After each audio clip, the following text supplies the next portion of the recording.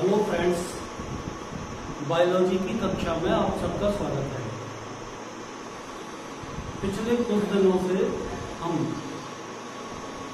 Unit number 1 के topic number 3 जिसका नाम परागण, निषेचन, भ्रूण एवं भ्रूण कोश का परिवर्धन को डिस्कस कर रहे हैं। ठीक है, उसी क्रम में पिछले वीडियो में मैंने आपको लास्ट में एक प्रश्न समझाया था। बेटा, कौन सा प्रश्न समझा था आपने? कि स्वयं परागण किसे कहते हैं और स्वयं परागण का आर्थिक महत्व लिखिए। ठीक है ना। अब उसी क्रम में अपन आगे बढ़ते हैं। ठीक है, तो आज जो टॉपिक अपन स्टार्ट कर रहे हैं,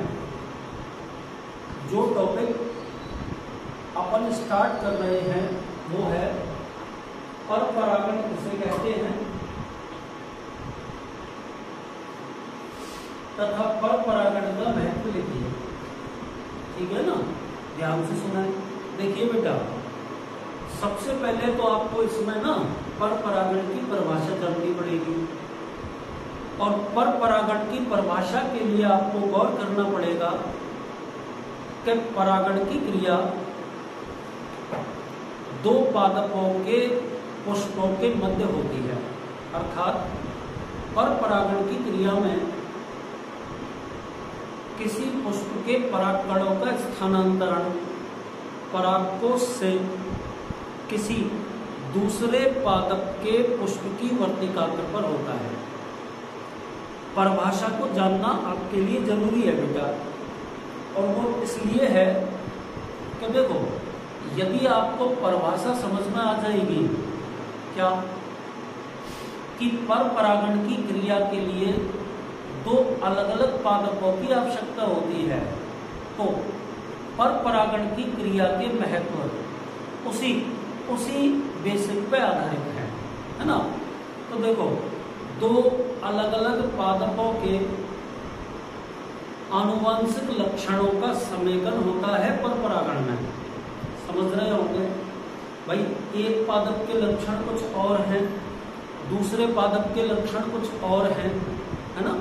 और पर परागण की क्रिया में पराग कणों का स्थानांतरण एक पादप से दूसरे पादप की ओर होता है कि नहीं। तो उस स्थिति में बेटा आप समझ सकते हैं कि उत्पन्न होने वाली संतति में विभिन्नताएं उत्पन्न हो जाती हैं और विभिन्नताओं के कारण ही पर परागण क्रिया द्वारा नई जातियां विकसित होती हैं।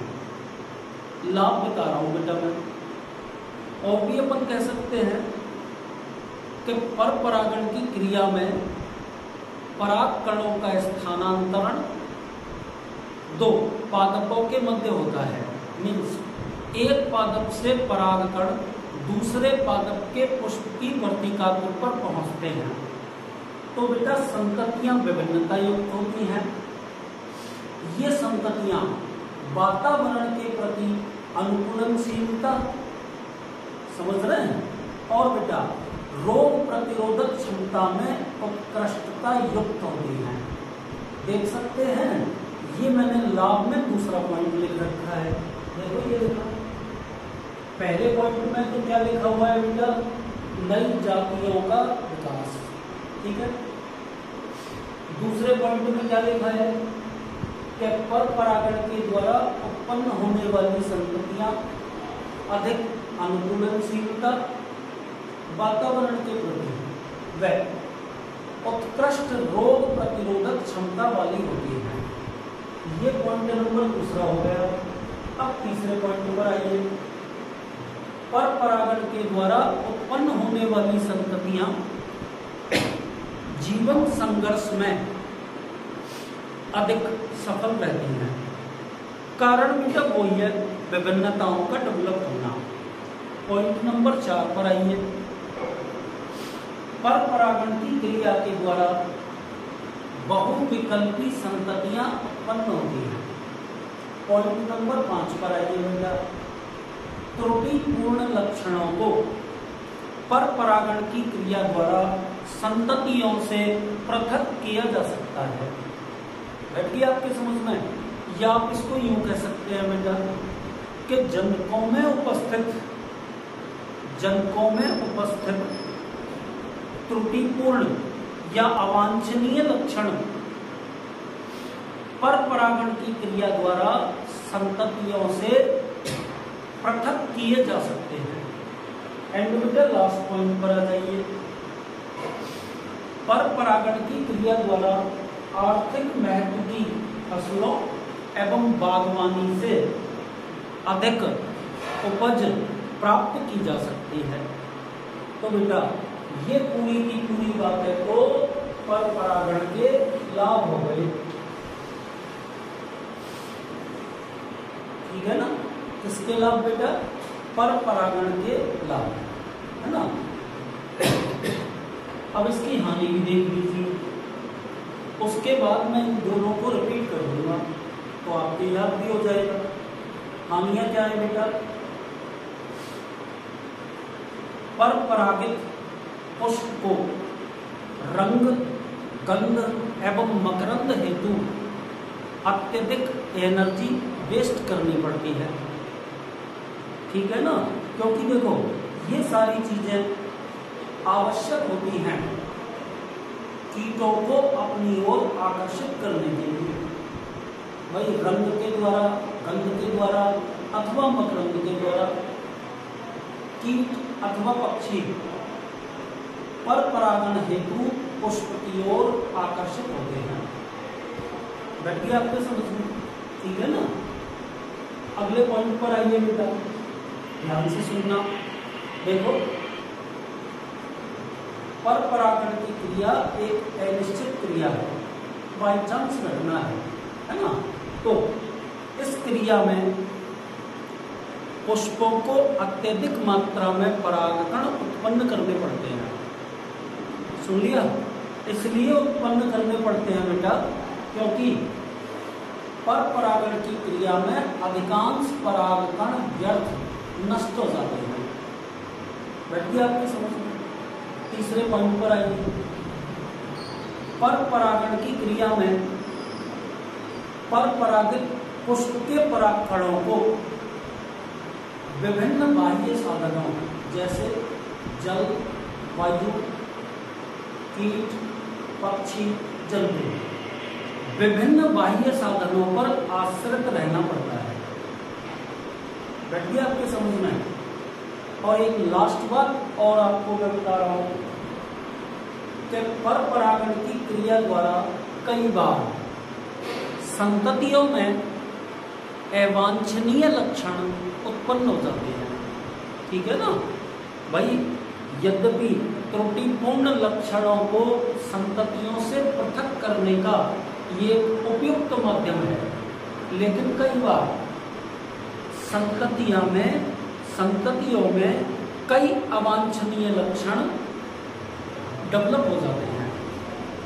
तो बेटा आपका ये प्रश्न खत्म हो गया। क्या प्रश्न था बेटा अपना? पर परागण किसे कहते हैं?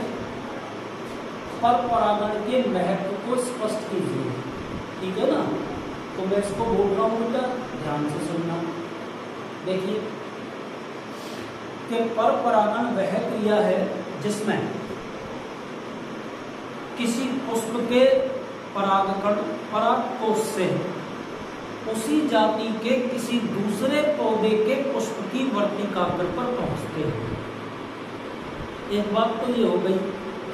अब अपन को पर परागण का आर्थिक महत्व पढ़ना है, तो आप लिखेंगे बेटा कि पर परागण के आर्थिक महत्व का अध्ययन दो बिंदुओं लाभ और हानि के अंतर्गत करते हैं। सबसे पहले अपन लाभ की बात करते हैं। सुन लीजिए बेटा, बोर्ड पे भी लिखा है और मैं बोल भी रहा हूं। देखिए, चूंकि पर परागण की क्रिया में परागकणों का स्थानांतरण दो पादपों के मध्य होता है, राइट बेटा? तो पर परागण की क्रिया द्वारा नई जातियों का विकास किया जा सकता है, क्योंकि पर परागण के द्वारा उत्पन्न होने वाली संततियां विभिन्नता युक्त होती हैं। पॉइंट नंबर पहला खत्म। दूसरा पॉइंट सुन लीजिए। कि पर परागण के द्वारा उत्पन्न होने वाली संततियां अधिक रोग प्रतिरोधक क्षमता युक्त एवं वातावरण के प्रति उत्कृष्ट अनुकूलनशीलता वाली होती हैं। 2 पॉइंट हो गए बेटा। तीसरा पॉइंट सुन लीजिए, पर परागण के द्वारा उत्पन्न संततियां जीवन संघर्ष में अपेक्षाकृत अधिक सफल रहती हैं। 3 पॉइंट हो गए बेटा। पर परागण की क्रिया के द्वारा बहुविकल्पी संततियां उत्पन्न की जाती हैं। चौथा पॉइंट हो गया। 5वें पॉइंट पर आ जाइए बेटा, लिखा हुआ है बोर्ड पे। पर परागण की क्रिया द्वारा जंतुओं के अवांछनीय लक्षण या त्रुटिपूर्ण लक्षण संततियों में पृथक किए जा सकते हैं। 5 पॉइंट हो गए बेटा। एंड लास्ट पॉइंट पर आ जाइए कि पर परागण की क्रिया के द्वारा आर्थिक महत्व के पादपों एवं बागवानी से आर्थिक महत्व के पादपों एवं बागवानी से अधिक उपज प्राप्त की जा सकती है। तो ये तो बेटा पर परागण के लाभ हो गए। लास्ट में पर परागण की हानियां बोल रहा हूं, ध्यान से सुन लेना। उसके बाद अपन अगला प्रश्न पढ़ेंगे। क्या हानियां है बेटा पर परागण की? इन हानियों को अपन 3-4 पॉइंट्स में बोलते हैं। सबसे पहली बात देखो बेटा, पर परागण एक अनिश्चित प्रक्रिया है, पहली बात है ना। तो इस प्रक्रिया हेतु पुष्प को अधिक मात्रा में परागकण बनाने पड़ते हैं, क्योंकि अधिकांश परागकण व्यर्थ नष्ट हो जाते हैं। पहली बात हो गई। दूसरी बात आप क्या बोलेंगे बेटा कि पर परागण की क्रिया में परागकणों को परागण हेतु विभिन्न बाह्य साधनों पर आश्रित रहना पड़ता है। दूसरी बात हो गई। तीसरी बात क्या बोलोगे बेटा, पर परागण की क्रिया द्वारा कई बार संततियों में अवांछनीय लक्षण उत्पन्न हो जाते हैं। और बेटा चौथी बात क्या बोलोगे कि पर परागण की क्रिया में परागकणों को परागण हेतु विभिन्न बाह्य साधनों जैसे जल, वायु, कीट, पक्षी, चमगादड़ आदि के ऊपर आश्रित रहना पड़ता है। ठीक है बेटा। अब यहाँ आपको एक बात समझनी पड़ेगी। कौन सी बात समझनी पड़ेगी बेटा? देखिए, सबसे पहले तो आपको मैंने बताया कि पर परागण की क्रिया के लिए विभिन्न बाह्य साधनों जैसे जल, वायु, कीट, पक्षी, चमगादड़ आदि की आवश्यकता होती है। मीन्स परागकणों को परागण हेतु विभिन्न बाह्य साधनों पर आश्रित रहना पड़ता है। सुन लिया आपने? तो बेटा ये एक अनसर्टेन प्रोसेस है, अनिश्चित प्रक्रिया है। तो बेटा यहाँ मैं आपको ये बताना चाह रहा हूँ, जैसे आगे अपन पर परागण की विधियां पढ़ेंगे। जैसे मान लीजिए मैंने एक उदाहरण दे रहा हूँ, मटर के बारे में बोला, आप सबको पता है और नहीं पता है तो आप समझ लीजिए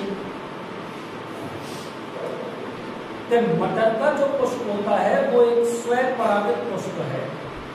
ठीक है बेटा।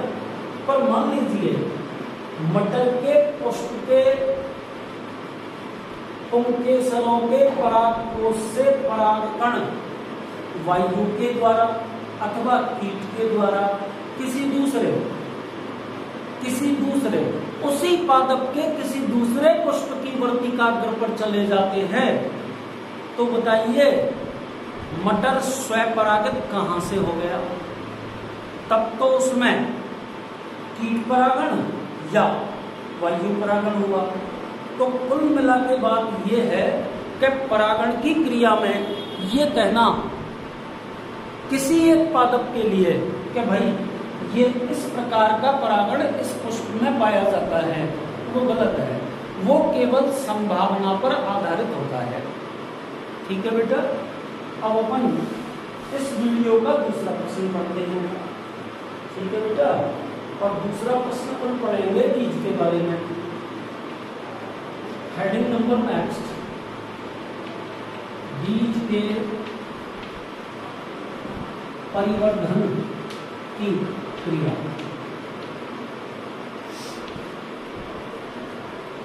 पिछले वीडियो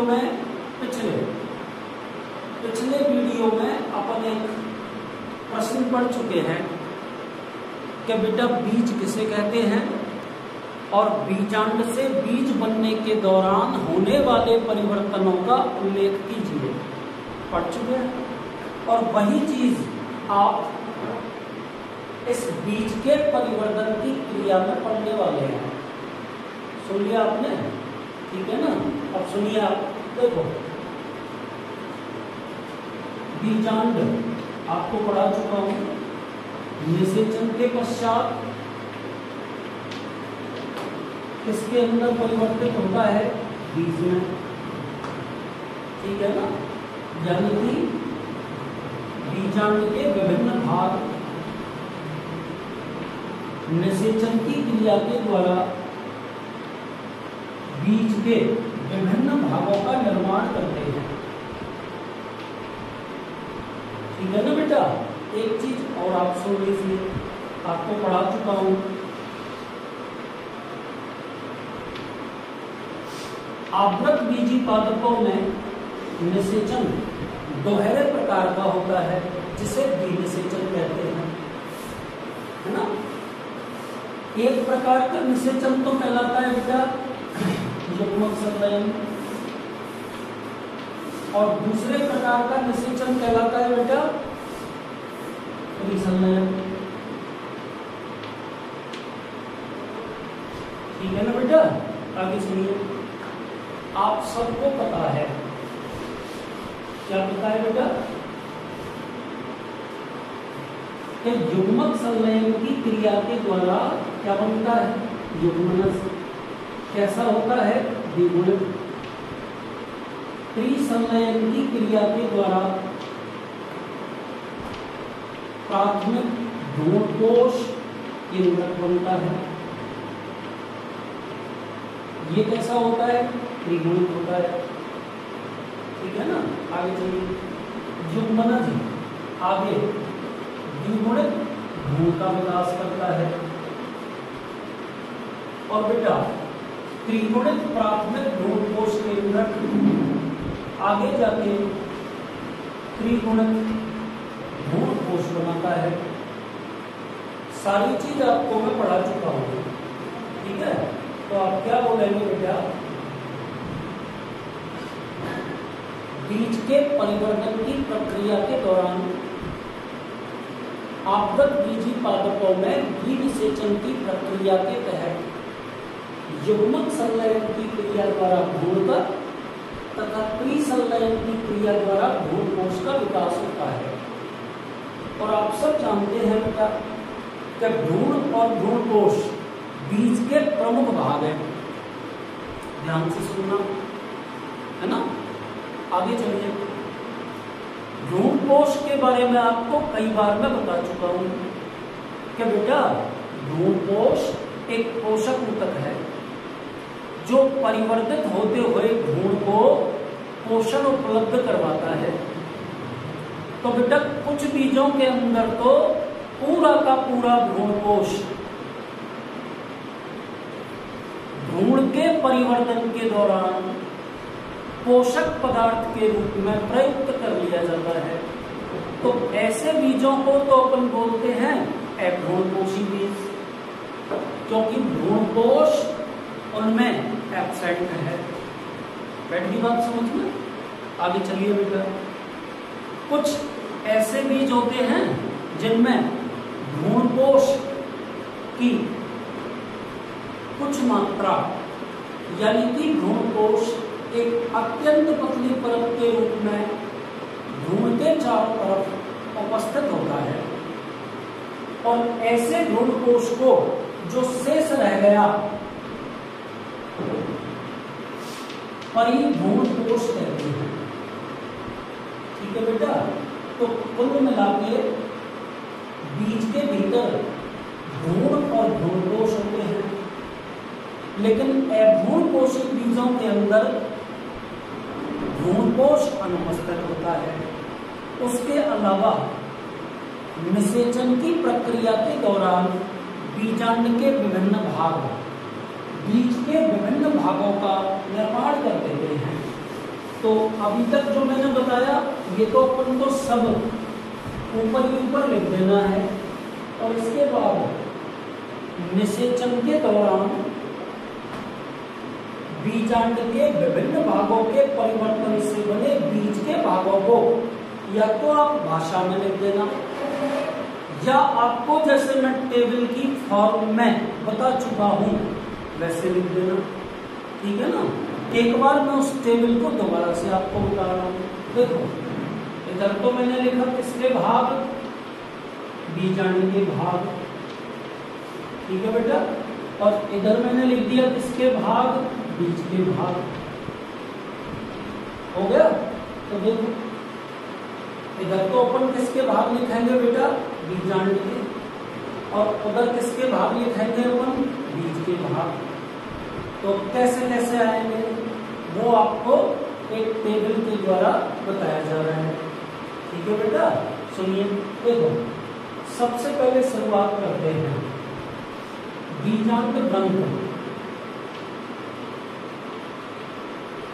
बीज के निर्माण के दौरान बीजांड ग्रंथ बीज के ग्रंथ का निर्माण कर देता है। ठीक है बेटा, आगे चलिए। बीजांड का हाइलम या नाभिका, बीजांड का हाइलम या नाभिका एक धब्बे के रूप में शेष रह जाता है। एक धब्बे के रूप में शेष रह जाता है। ठीक है बेटा, तीसरी बात पे आइए, ध्यान से सुनना। बीजांड द्वार। तो बेटा बीजांड का जो बीजांड द्वार होता है वो बीज में एज इट इज एक छिद्र के रूप में उपस्थित होता है। अब ये अलग बात है कि आपको बीज में वो छिद्र दिखे अथवा ना दिखे, बैठी आपके समझ में, लेकिन बीजांड द्वार में कोई परिवर्तन नहीं होता है। जिस प्रकार बीजांड द्वार बीजांड में होता है उसी प्रकार बीज में भी एक छोटे छिद्र के रूप में यह पाया जाता है ना। उसके बाद देखिए बाह्य अध्यावरण। बीज के परिवर्धन के दौरान बाह्य अध्यावरण बाह्य बीज जोड़ बाह्य बीज जोड़ के रूप में विकसित होता है। ठीक है ना, आगे चलिए बेटा। बाह्य बीज जोड़ को इंग्लिश में क्या बोलते हैं, टेस्टा बोलते हैं। ठीक है, 5वें पॉइंट पर आइए बेटा। बीजांड का अंतः अध्यावरण। बीजांड का अंतः अध्यावरण, ठीक है ना, ये अंतः बीज जोड़ या टैगमेन का विकास करता है। तो देखो देख रहे हैं कि बीज के परिवर्तन के दौरान बीजांड के विभिन्न भाग बीज के विभिन्न भागों का निर्माण कर रहे हैं। जैसे कि आपके सामने 5 भागों को मैं लिख चुका हूं। ठीक है बेटा, अब अगले भाग पे आइए जो मैं आपको बता चुका हूं, बीजांड काय, या चलो इसी को कह देते हैं पोषण में खत्म। ठीक है ना, या परिभ्रूण कोश के रूप में, परिभ्रूण कोश के रूप में शेष। ठीक है बेटा, उसके अलावा भी कुछ भाग और है, वो भी अपन लिखते हैं।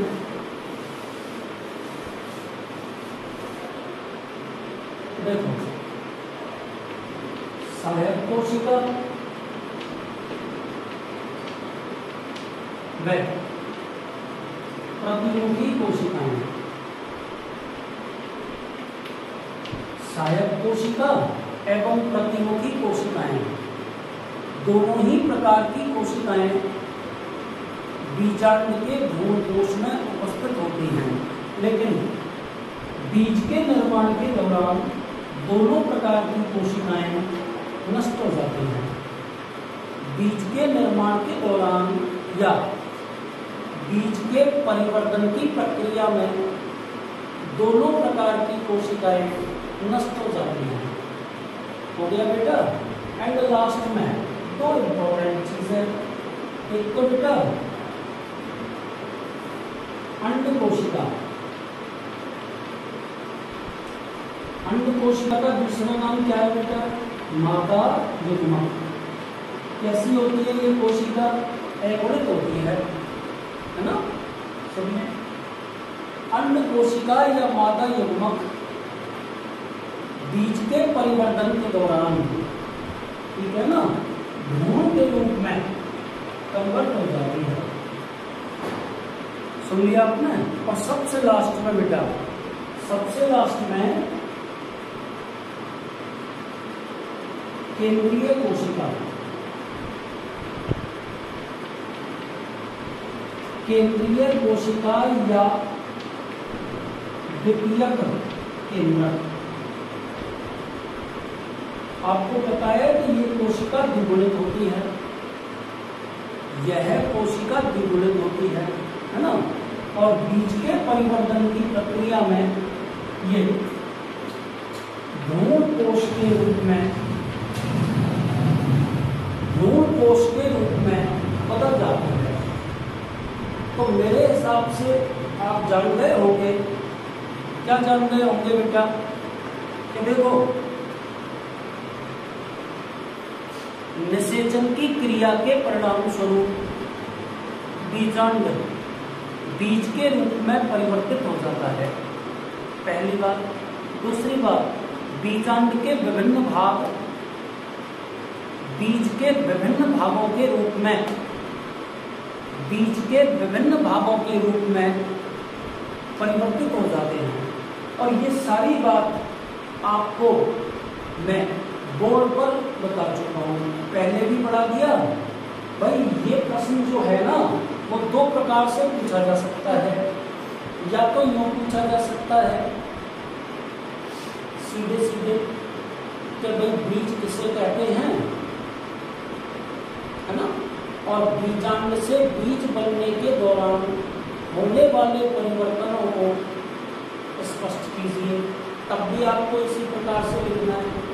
और बेटा आपसे ये प्रश्न यूं भी पूछा जा सकता है, कैसे कि बीज के परिवर्तन की प्रक्रिया का विस्तृत वर्णन कीजिए। तो आपको दोनों प्रश्नों के उत्तर मैं समझा चुका हूँ। बैठ गया आपकी समझ में? खत्म हो गया?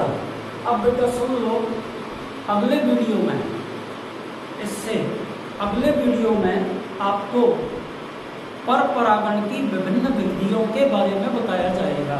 एक्चुअल में अब इस पाठ में 3 टॉपिक बचे हैं। देखो,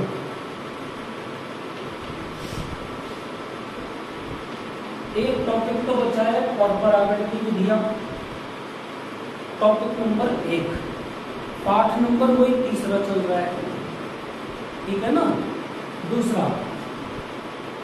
दूसरा इसके अंदर क्या, दूसरा बेटा इसके अंदर जो शेष रह रहा है अनिषेच्यता, ये बेटा दूसरा टॉपिक। और तीसरा जो इसके अंदर है वो है भ्रूण का परिवर्धन, तो मेरे हिसाब से अगले लगभग 3 वीडियो के अंदर ये पाठ पूरा का पूरा कंप्लीट हो जाएगा। ठीक है ना। Thank you. यहाँ से आगे नेक्स्ट क्लास।